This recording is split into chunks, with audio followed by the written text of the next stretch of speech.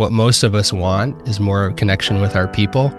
And that ironically, when we feel like that connection might be tenuous, we close our hearts and disconnect. It is always my default when I'm feeling something and I allow that to flow through, and then I say, well, that's interesting. I wonder what that is. If we try to teach kindness with a closed heart, we'll end up bullying our kids to try to get them to be kind, ironically. Yes. Right.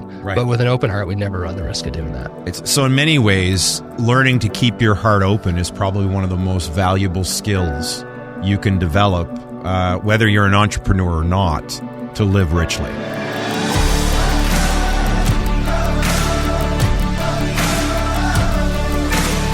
Hey Nation, and welcome back to the Living Richly podcast. We're so excited that you're here, and we are pumped about this next show. We have a returning guest. Triple guest, first and only guest that has come back 3 times on our show, so we assume he still likes us, but you're going to love him. Kelly Flanagan, great to have you on the show. Oh, thank you. It's so good to be. It's a hat trick. It is a hat trick, yeah. On Saturday Night Live, they give guests a special robe when they come on 5 times, so that's what I'm aiming for. All right, we need to try to make it worth that. We're on it. Producer, can you take a note? You take a note. We're going to get you a robe. But last time you were on the show, Kelly, we're really looking forward to today's conversation, but I wanted to take a moment just to honor what happened in that conversation, because you're likely not to know. Working on parent guilt has been probably one of my biggest hurdles in recent years. And something happened in that conversation. Something got loosened in me. And I can say I'm living mostly parent guilt-free. More parent guilt-free than ever. That's all you can ask for. Yeah, I'm so glad to hear that. Yeah, so again, every conversation has been so rich, and I know today we're going to be focusing in on keeping our hearts open. And this is, tell us a little bit about this subject and how that kind of became a thing for you. Well, I trace it back to the beginning of COVID. I had, at the time, completely independently of COVID, ended up dissolving my business partnership with my best friend, and sadly the friendship as well. COVID hit. I was in the middle of trying to transition our therapy practice at the time, where we employed 4 full-time therapists, to telehealth in the midst of that sort of chaos. Super stressed. A couple episodes of back spasms. I finally get healthy enough to get on my bike. I'm ticked off at my wife one day for something she says, and I just know I'm not in the right mindset to be riding a bike. And 5 minutes into an incautious ride, I have to hit the brakes to avoid a car. I go over the handlebars. I shatter my collarbone in 3 places. It doesn't heal. I've got a non-union fracture, so I got a couple extra joints in my collarbone. Yeah. Wow. So I'm out of shape at the end of 2020, physically, and I'm thinking about New Year's resolutions, and I'm literally thinking about what I'm going to do for my physical body. And I'm listening to a book called The Untethered Soul by Michael Singer. Oh, so good. So good. You're familiar. Yes. And it's the first time I've ever listened to it. And he says, don't let anything in your life be important enough that you're willing to close your heart over it. Don't let anything in your life be important enough that you're willing to close your heart of it. And I thought an awful lot of what has happened this year has been painful, not because it happened, but because I closed my heart to it. And so I made my New Year's resolution going into 2021, that moment to moment, I will notice my heart closing and I will try to open it back up. Wow. And I've had a lot of New Year's resolutions over the years. Haven't we all? We're here we are recording at the end of January. It's most of them are starting to fade. Yeah. But this one has really become, I call it my core life practice, my core spiritual discipline. Moment to moment, I'm still trying to be attentive to my heart closing and opening it back up. And what I realized in the midst of trying to do that is that while The Untethered Soul is fantastic, and one of the things though that Mickey Singer says in it again is just, when you notice your heart closing, just relax and release it and open back up. Right. And it doesn't give a lot of instructions about how to do that. I even know one guy who was he wanted instructions so much, he went all the way down to Florida to meet Michael Singer and met him face to face and said, how do I open back up? Yeah. And Michael Singer just said, well, you just do it, Right. Yeah. Thanks. I need a little more. I need a little more, right? In terms of more than that. A little It's sort of like he's a math savant who like just gets it so easily, doesn't quite know how to teach it. So the last 4 years for me has been in the process of me learning to do that, starting to codify the practice for doing it. And that is now what I'm starting to work with people on. And you were hinting at this, even the last conversation we had, the last episode that we recorded, you talked about it. You even used a phrase that the moment your heart closes, that's the X on the treasure map. Share a little bit more about that, because that you teased that out and then left us hanging with that for all this time. You were dropping like mic drop moments time after time. So we're still processing that second conversation, but that was something you definitely teased us with that we are curious about. I didn't, that's, first of all, that feels amazing to be remembered in that way. And second of all, I hadn't realized that I was using that analogy that early on, but yeah, like the idea is that, for those of us who are driven to become better, let's just call it that, to grow, to be transformed, to sort of arrive at a place where we're showing up as we long to show up. There are so many places we can look to do that work. And sometimes it can feel overwhelming. I mean, you can literally spend all day, every day, right? Listening to different teachers telling you where to focus your energies in that regard. Yeah. And in my experience, what I've learned over the last 4 or 5 years is that, so when you look at your life, it's like a map, and there's thousands of rabbit holes you can go down in order to work on your personal growth. Yes. But there's one X, and it's that moment where your heart closes. And everything that you need for your personal growth and your becoming is present in that moment if you can get out the shovel and start digging for the treasure that is in that, sort of buried beneath that. Wow, love that. I just had the image of all of a sudden my personal growth journey being like a new installment of the Pirates of the Caribbean. See if we can get Johnny Depp to play you in the movie. Exactly. But that's beautiful. We've talked previously, that we use the 4 elements when we're referring to sort of being your best self, right? Like water representing the mind. And so your mindset and disciplined thinking. And of course, earth represents your physical body. Wind represents your spirit and spirituality. And today we're really focusing in on the fire element, which is the heart. And today's show is not just aimed at our male audience. We have a lot of male listeners. We have a ton of female listeners. But I think men have a harder time when you talk about like closing. I think we live most of our lives pretty like closed up, pretty tight. 100%. Yeah, we do. Yeah. So when I speak of the heart, I've in this way, probably, it's clear that I'm not referring to the that organ in our chest that beats, pumps the blood through. In fact, if there was a physical comparison, it might be the epiglottis in the throat, which is that flap that closes so that food goes down the right pipe and air goes down the right pipe, right? And it seems that when we encounter experiences in our lives that we don't want to experience, the heart closes sort of like that epiglottis and says, send it to the stomach, digest it, get it out. I don't want to deal with it. Right. And in reality, we are here to respirate, breathe in and breathe out every experience that comes our way. So what is going on in the experiences where we close our epiglottis, where we close our heart, and how can we learn to open it back up in those situations? There's a lot of situations we want to experience. Like people say to me, okay, well, what's it like when your heart's open then? I'm like, oh, that's easy. Like tell me about something that you really want in life and when you got it and what it felt like. And that's your heart naturally opening to what you want. It's when things aren't going the way that we want that we really need to be intentional about practicing it. All right, Michael Singer, with your, right? So you talk about the importance of recognizing when your heart is closing. How do you recognize when your heart is beginning to close? What are the signs and the symptoms, if you will, for me to say, oh, I am in a place where my heart is beginning to close? What would be ways that I could tell that that's happening?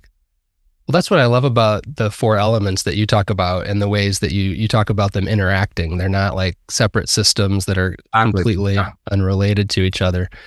So in my experience, You do want to notice your heart closing as soon as possible, because the sooner you notice it, the easier it is to open it back up. We've all experienced that, right? Where our heart closes maybe to our wives or whatever.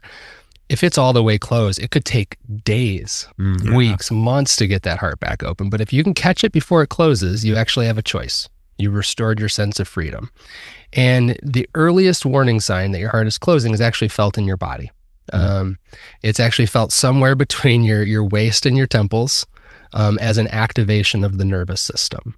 I've never heard anybody say my heart closed and my toes cramped. It doesn't happen. Right? It's a clenching in the gut. It's a tightening in the chest. It's a stress up here in the shoulders and the temples and the jaw.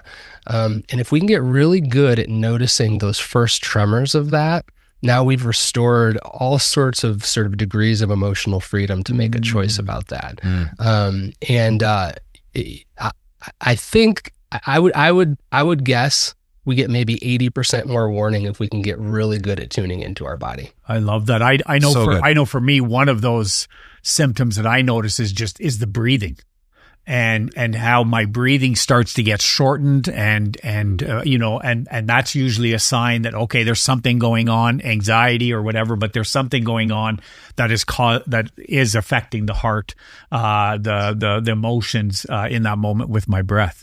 Help me and help our, perhaps specifically our male listeners who again often struggle with their emotional gear. A lot of the men we speak to, again, we don't need to get into it all, but they've been raised in such a way that it's like it's shameful to access that stuff, and being a man means you don't access that stuff. That's for the other gender, right? What are some examples of things that could happen in day-to-day life that would cause you to close, your heart to close? Give me some examples. Yeah. So this is such a great question. And one of the things I'm hoping to do with this kind of conversation is to move feelings out of the category of touchy-feely sorts of an unnecessary sorts of experiences and into the bodily realm, that feelings are things that are happening in your body. And so you can either choose to ignore them and let them run you, or you can choose to work with them and sort of take charge of them. So hopefully that's an encouragement to guys. This is just body work, most of it. Yeah, love that.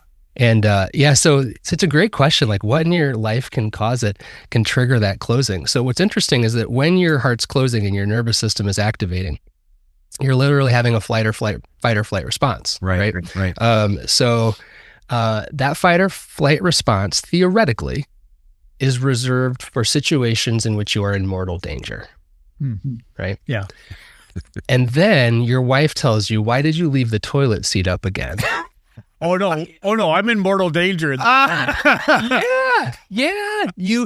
Your body starts to act like it's being confronted by a tiger on the staring wheel, right? But come on, let's face it. Sometimes it feels like you are, like in that particular situation. Yeah. And we want to slow down around that feeling and explore that a little bit, right? And so what you begin to notice is how much of our sense of feeling at risk and vulnerable and threatened has to do with threats to our sense of belonging and to the stability of our relationships, and how we end up translating our fear of mortal death to relationship jeopardy. And so now, and this is why when I work with couples, we talk about almost nothing except that X on the map. I don't need to work with you on anything except that moment where you felt like your relationship was in jeopardy just because she told you to put the seat down, or just because, how about like, why did you take this route? Why did you take this route? Oh, you could, like, I remember an afternoon where I'd closed my therapy practice. I was coaching from home. I was so proud of like how I'd showed up for the family that afternoon. I'd volunteered to pick up my son from a soccer practice where my wife was going to do it. And I volunteered to go get him. And I sit down at the kitchen counter while she's cooking dinner. And I say, "Hey, can I ask you a question about my book launch coming up?" And she looks at me and she says, "Do you ever quit working?" And like, boom, heart closes, right? Yeah. Because I just put in a bunch of deposits into the relational bank account and you were supposed to approve of me. And that's the game we're playing here, right? And you're not playing by the rules. And I'm suddenly feeling like if I don't have that, I don't know where I stand with you, right? So anything can trigger it. We use the body to start to teach us what our triggers are. If keeping our heart open is the right thing to do. And I, again, from an emotional perspective, we often talk about when you're emotionally sort of shut down, it's like living life in black and white instead of living color, right? Like you're missing out on so much. So like on the concept of we need to have our hearts open, you've got us 100%. We're on board. Yeah. So we know it's the right thing to do. Why is it so hard? Yeah. And I appreciate you naming that like when your heart's closed, you're living inside a very small world. You're sort of living in self-protective mode. What most of us want is more connection with our people. And that ironically, when we feel like that connection might be tenuous, we close our hearts and disconnect basically. Right. And we're in charge of that disconnection. So I think we've already started to identify a little bit of that. We have a nervous system, right, that is evolved to keep us safe. Right. We were taught and we learned early on that to be open and to be vulnerable means life gets painful. Right. Right. I was just today writing about a scene where I'm like 9 years old and my parents have friends over for dinner and they're after dinner and they're on the front porch and I'm out with the neighborhood kids playing hide and seek. And I run up to the guy whose car is in the driveway because I'm looking for a clever hiding spot. And I just say sort of innocently, like, hey, can I hide in the back of your car?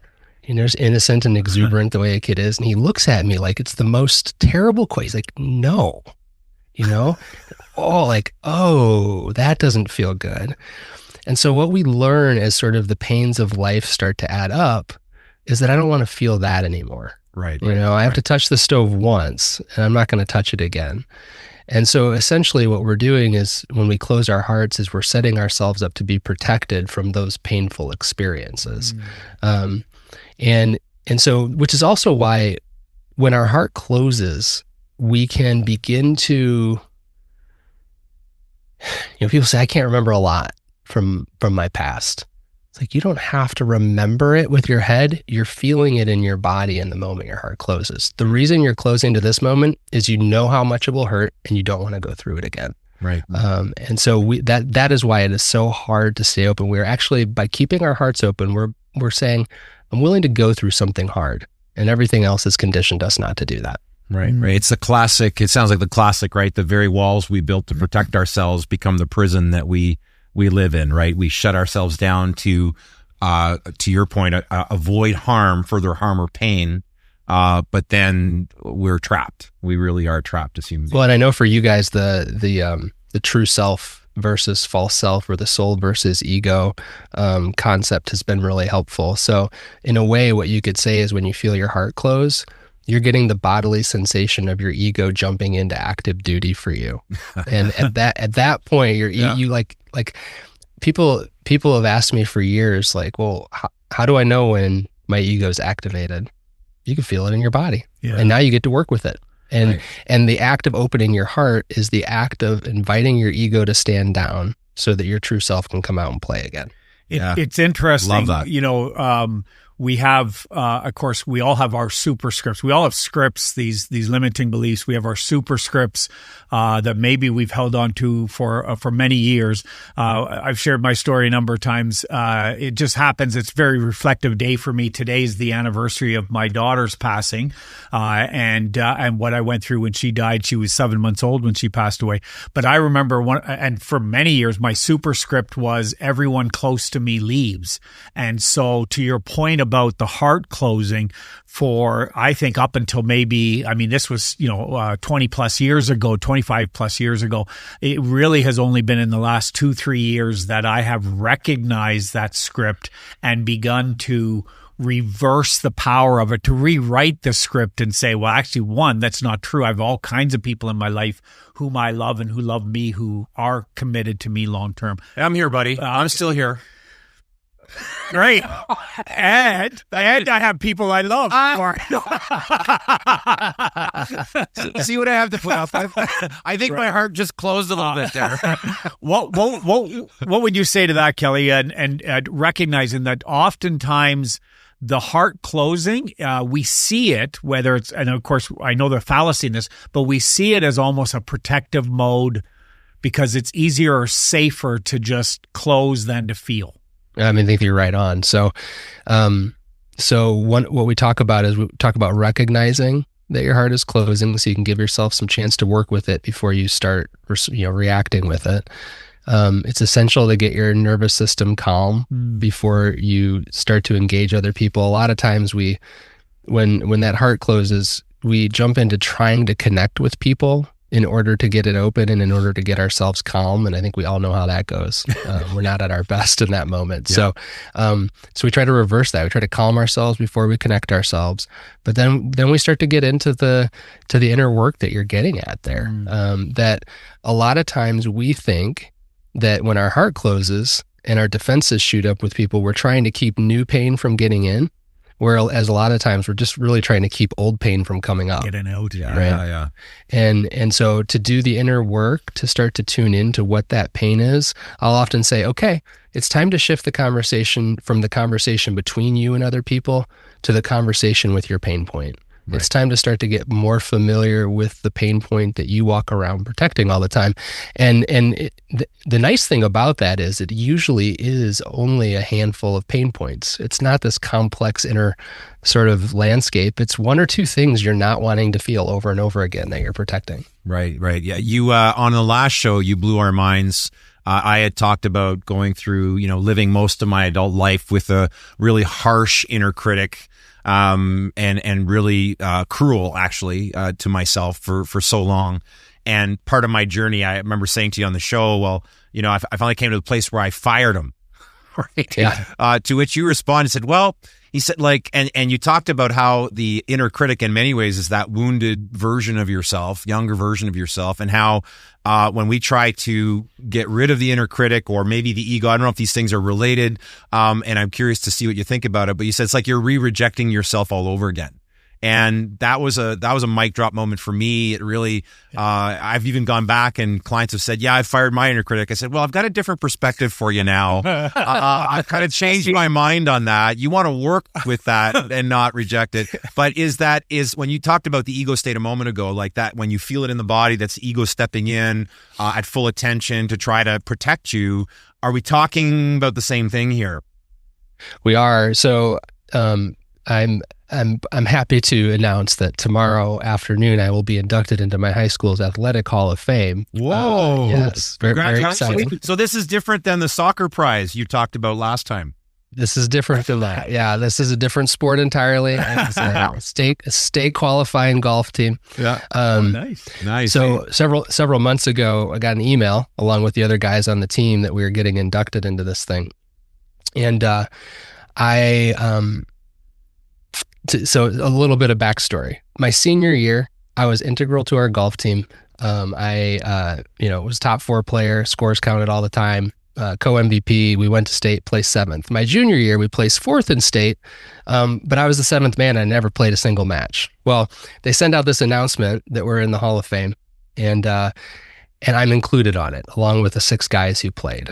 And unbeknownst to me, this began to trigger some deep insecurity that I wasn't really paying attention to. I just knew that for the rest of the day in my coaching appointments, it was really hard to feel like I knew what I was talking about.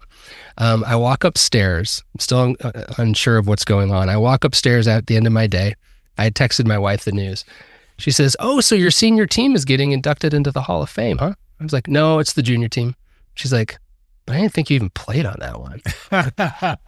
and I could feel my heart close even more. I got snappy back, right? Mm. And then for the rest of the night into the next morning, I noticed that I have this rapid fire sort of shame-driven spiral of thoughts about how I should reply to the emails and how I should show up to this group, and it feels really regressive, right? And in the past, I might have said, "Dude, shame spiral, man, limiting beliefs, get rid of it, overcome it. Yeah. Instead, I woke up early the next morning, created some space, and I had this awareness that I don't have to remember what it was like to be 17 years old because I'm actually living in my 17-year-old mind and body right now. Right. What it was like to feel like I didn't quite belong to that group. I was sort of a tag along. I was the little brother annoying the older brothers. To sort of live in that state, I was like, man, I can actually interact with my 17-year-old self right now because he's here in the form of my nervous system and my thoughts.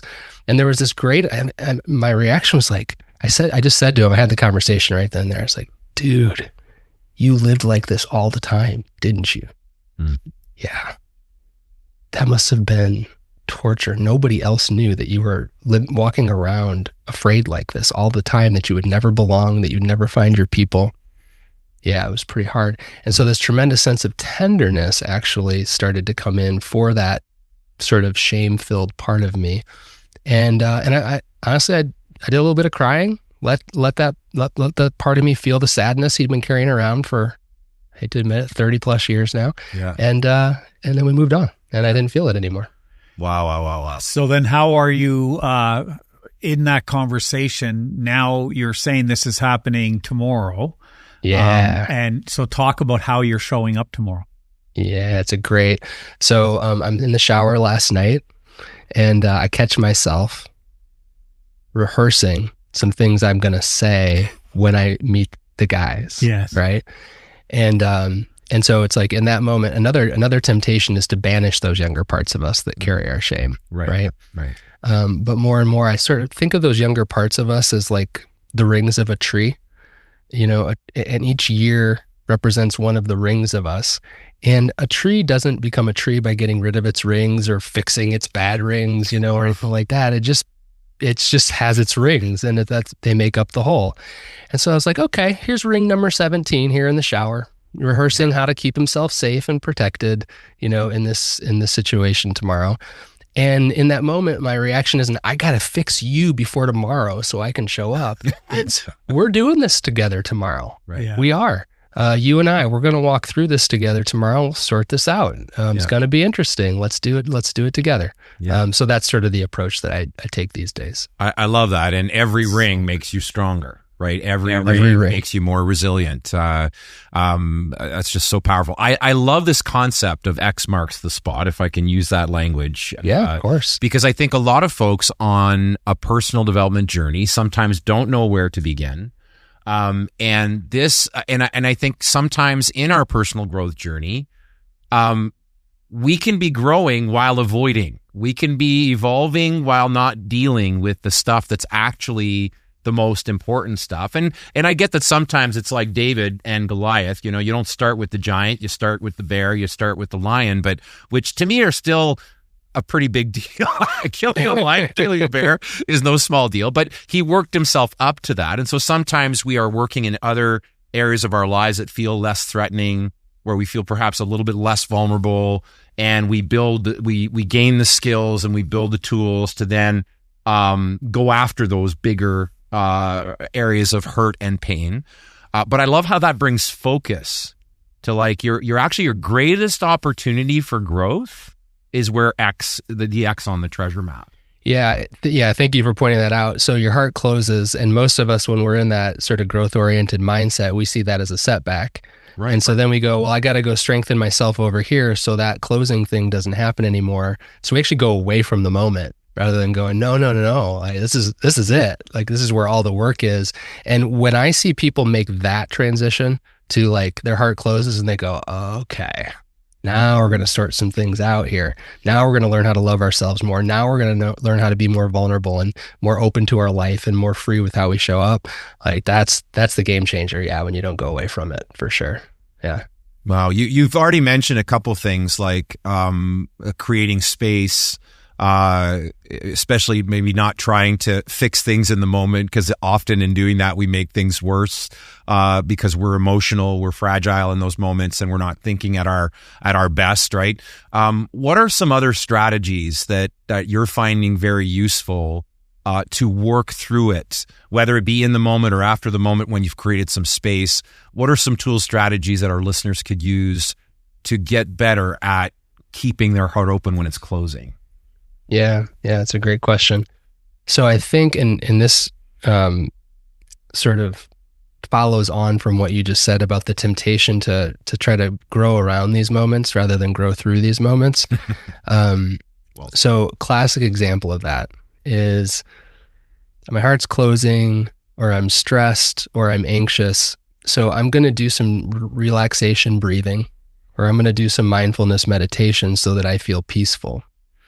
And again, it's the same principle. I'm trying to get rid of the experience. I'm resisting the experience. This is why so many people have such a hard time with these sorts of practices, is they're not designed actually to help us resist something. They're designed to help us accept an experience. Right. So an exercise that I'll walk people through, I call it the margin for terror exercise. Margin for terror? Yes. Margin instead of margin for error, margin for terror. I love that.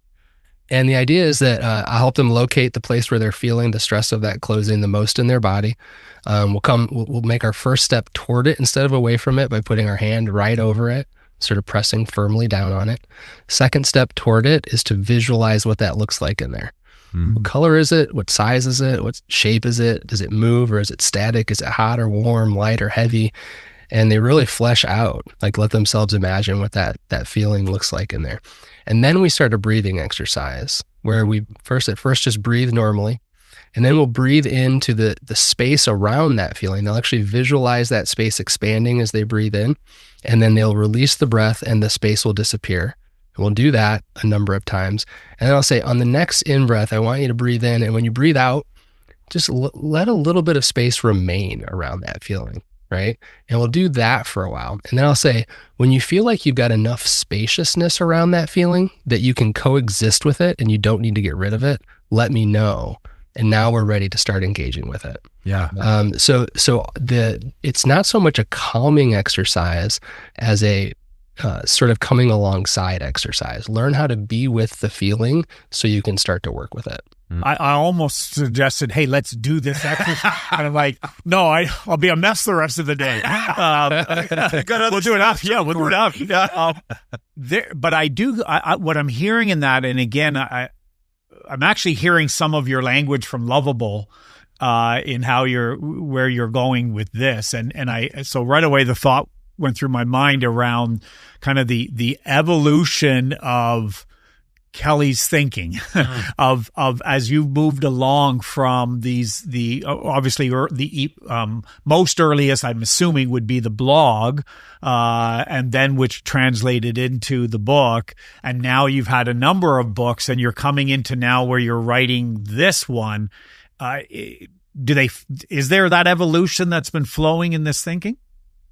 Yeah, definitely. I think for me, if my creative expression isn't sort of a reflection of where I'm at in the journey, it's probably not going to resonate with anybody else. So yeah, I think the blog at first it began as like a celebration of the fact that I wasn't feeling as ashamed and didn't need to keep myself as sort of hidden from everybody. That evolved into sort of an elaborated sense of how the personal journey works, from worthiness through belonging and into purpose. Then, as I say at the beginning of True Companions, I felt my shame diminishing dramatically, but my loneliness wasn't. And so True Companions, in a way, was like, what is this loneliness thing? And oh my goodness, it's just part and parcel with being human. Right. We're not going to get rid of it. Right. We're going to need to learn what to do with it in relationship. And then that sort of translated into, okay, so now that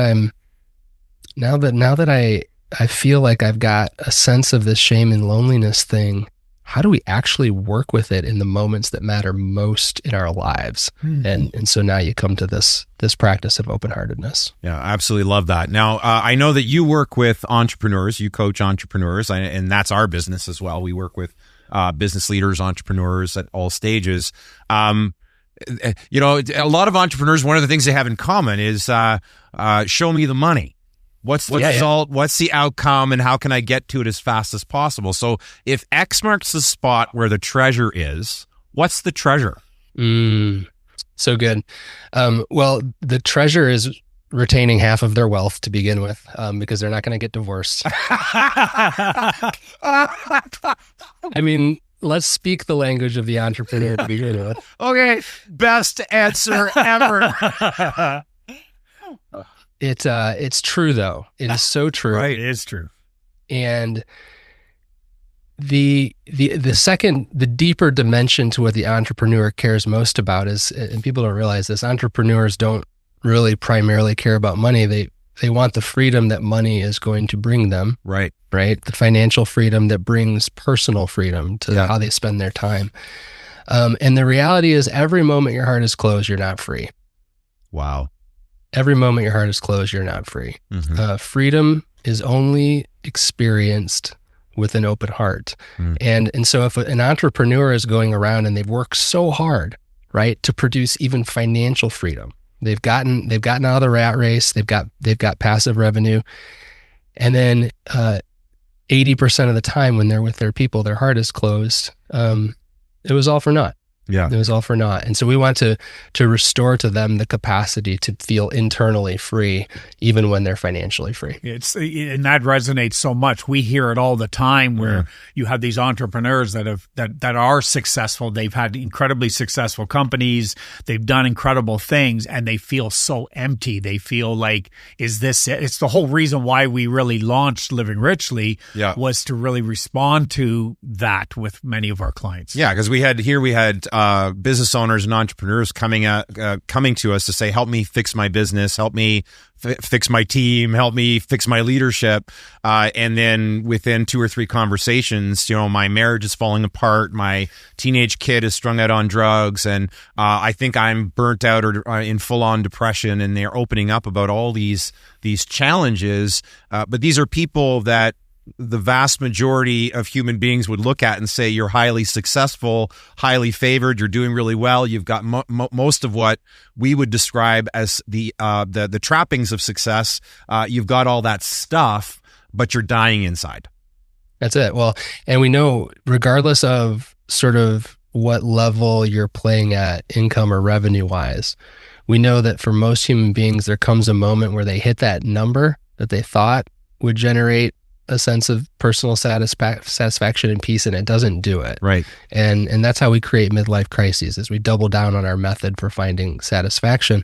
The reality is, in the second half of life for everybody, satisfaction is found in deep connection with the people we value the most. And so once again, if your heart is closed and then you show up to that moment, you're not connected. You're going to feel empty. You're going to feel like your life is unfulfilled. And so we want to help everyone get to the point where when they realize that connection is really what they're here for, they actually have the capacity to do it rather than reflexively closing over and over again. Right. So in many ways, learning to keep your heart open is probably one of the most valuable skills you can develop, whether you're an entrepreneur or not, to live richly, to live a rich life, to live a fulfilling life, a meaningful life.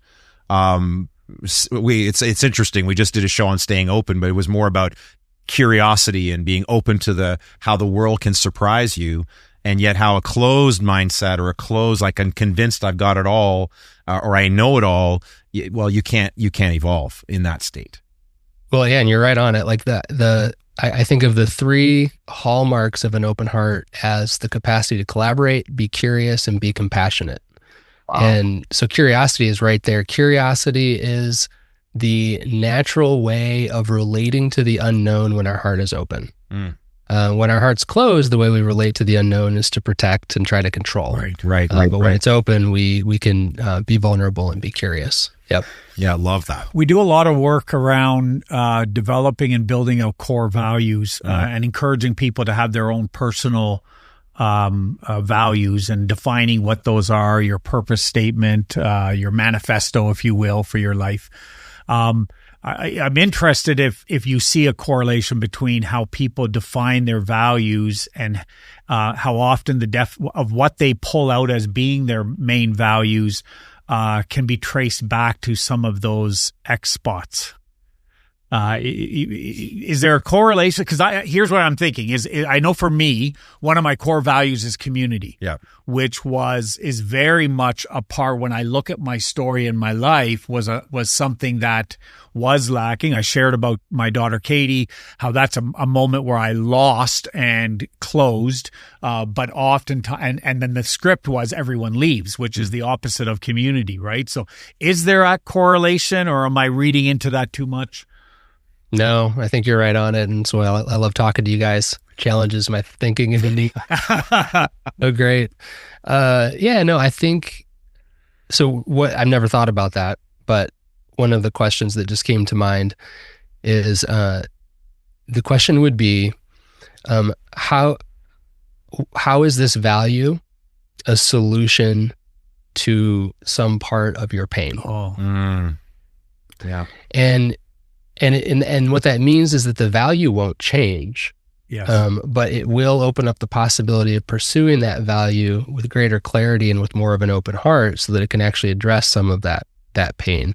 Whereas if we stay a little too heady about it, we could stay like in protection mode while pursuing the community that's trying to solve our pain of loneliness, and then we multiply the problem rather than solving it. 100%. It's like we're seeking. We're valuing something that's been missing, something that we desperately want.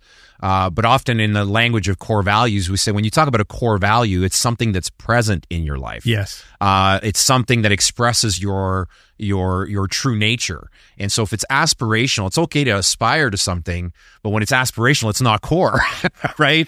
And so I think you're reaching for something. Maybe you're not able to quite fully embrace because of brokenness in your life that you haven't addressed. Close-heartedness, if I can use that language.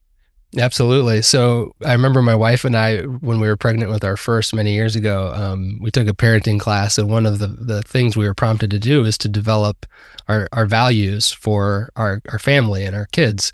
And both of us agreed, thankfully, that our core value is that we wanted to raise children who were kind children. And knowing what I know now, if I was talking to that young, almost still a newlywed couple, I'd be like, any chance the two of you were bullied when you were growing up? That's the first value that jumps to you. Yeah. And we'd be like, oh yeah, I didn't even think of that. Yeah. We want to raise children who don't hurt other people in the way we were hurt. And if we can live with the consciousness of that, now we are going to teach that value with a totally different level of tenderness and care and openness than if we just said, if we try to teach kindness with a closed heart, we'll end up bullying our kids to try to get them to be kind, ironically. Yes. Right. But with an open heart, we'd never run the risk of doing that. Okay, let me ask you a question here. There's I know in my journey, I was a young leader, like in way over my head. I didn't have the tools. I had what was necessary in that world to be successful. I could preach, I could sing, I could connect with people, made people feel safe. But I didn't even have a fully formed frontal lobe when I was the senior leader of a church that I planted and led for 15 years. And by my mid-20s, I'm already saying, okay, this isn't working. Like there's some gear there's just some broken shit here that I don't know what to do with. And it took me becoming vulnerable and reaching out for help. But that's a scary thing, because I'll tell you, for every person that received me with grace and compassion, there were negative experiences that made me regret trying to open my heart in those moments. So what would you say to someone who wants to open their heart, but they feel too vulnerable and too scared to do it? Yeah, I mean, my first answer would be, give yourself the grace to go at the pace that you need to go at. Love that. Opening your heart isn't a sprint, right? It's a marathon. It's a lifelong walk. And start with the people who you feel safest with. Start in small increments, start with barista at Starbucks who, acts like you're a moron for wanting half sweet cold foam. Is that a thing? Half sweet cold foam? That's a thing? I'm told it's a thing. It doesn't taste sweet to me. I don't know. And so, start there. She acts in a way that triggers some rejection pain in you. And so you go about mentally starting to close your heart and then mentally rejecting her, right? Start on those. Just begin to notice the ebb and flow, and then give yourself permission to work your way up to greater degrees of difficulty. Yeah, it's like going to the gym. If you haven't been for a while or you've never been, you're not going to walk up to the bench and say, "Yeah, I'm gonna bench 250 pounds." Like, you don't start there. You start small. You start with getting your mobility. You start with some lighter weights, and you work your way up to the heavier stuff. Is that what I'm saying? And you're constantly using your body as feedback about how fast you can go. So right.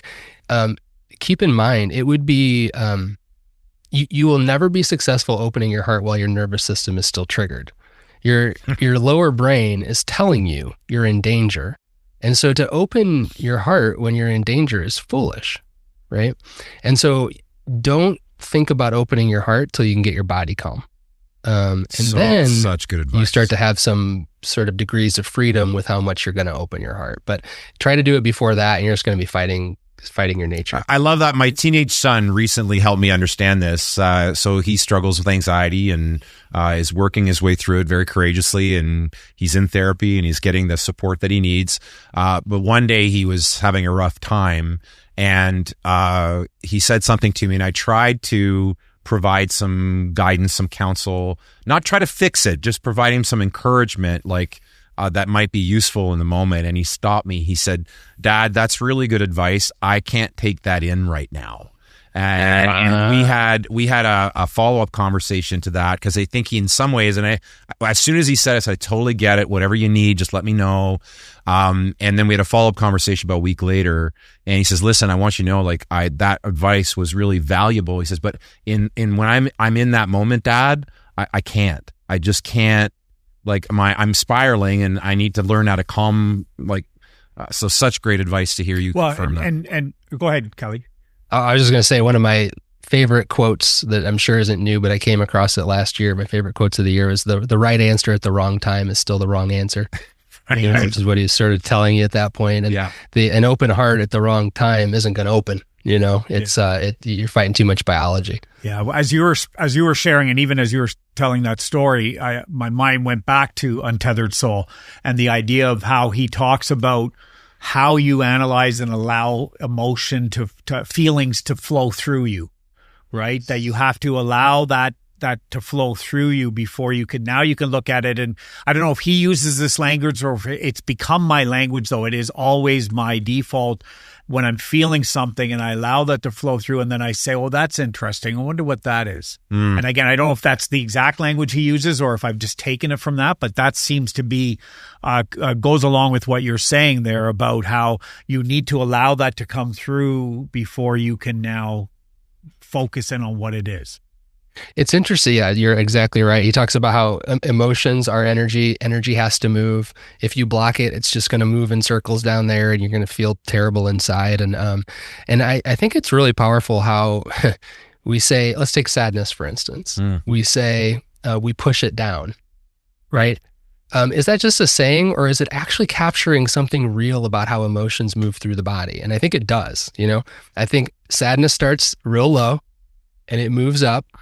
And when it gets to about our chest, that is when we block it. We close our heart. We go, "I don't want to feel sadness today." And a lot of what we experience of anxiety is the collision of these two energies, our sadness trying to come up and our psyche trying to push it back down. And now we got a mess going on in our chest, right? I was at a breathing sort of breathwork event, and you could hear guys, their sadness was coming up and out. It comes, that's the path, right? Yeah. Throat, back of the eyes, out the eyes. Always comes out as tears. And one guy was like, "Man, I couldn't get it out." And the guide was smart enough to say, "How high did you get it?" And he said, "I got it like here, like a real huge lump in my throat. I could barely swallow." And the guide said, "Have you ever gotten it that high before?" And the gentleman said no. And he's like, "Good job.